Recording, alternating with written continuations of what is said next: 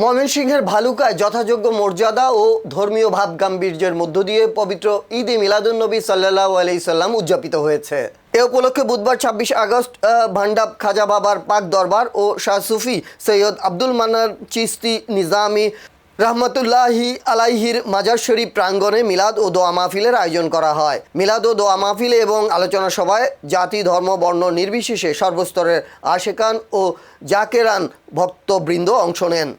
অনুষ্ঠানে পবিত্র ঈদে মিলাদুন্নবী সাল্লাল্লাহু আলাইহি সাল্লাম উদযাপনের তাৎপর্য তুলে ধরে বিশেষ আলোচনা করা হয় এবং দেশ ও জাতির কল্যাণ কামনায় মুনাজাত করা হয়।